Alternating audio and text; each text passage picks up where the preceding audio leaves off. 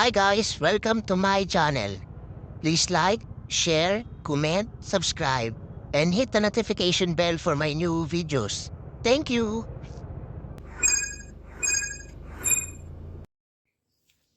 Hi guys, welcome to my channel. So ngayon guys, meron tayong delivery galing kay Shopee. At ang sender natin ay si Grand Home Houseware. Tapos ano? Tapos ano? So bali guys, ito yung 24 by 38 na rattan table.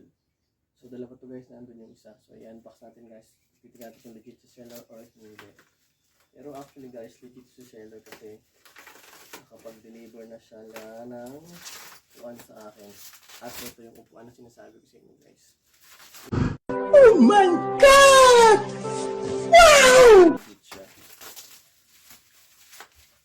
So pag magpapadeliver kayo guys, palalagay nyo ng fragile sticker para hindi siya masira. Ito ang ginawa ko guys, ayun o. Meron siyang fragile sticker na nakalagay. Ang galing! Ang galing!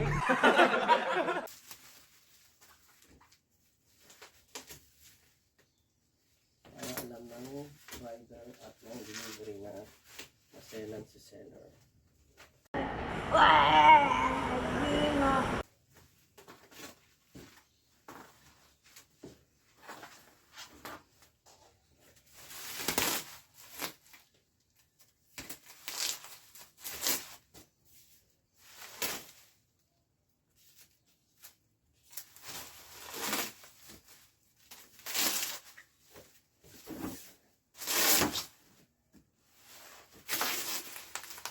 Nag-order kayo guys, huwag nyo muna i-order receipt para pwede nyo pang ibalik.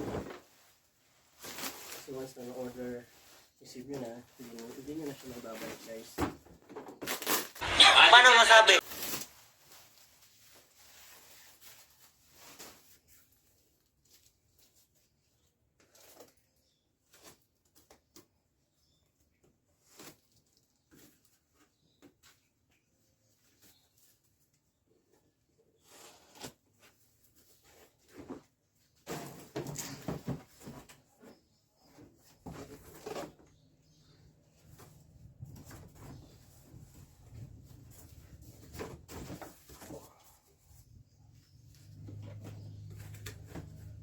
Kasi kung na-order receipt nyo na guys, tapos may damage, hindi nyo siya mababalik.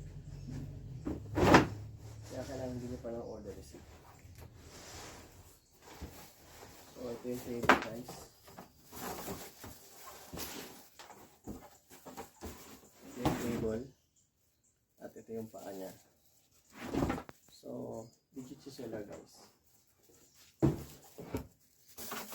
So, walang damage guys. So guys, legit si seller. Thank you for watching.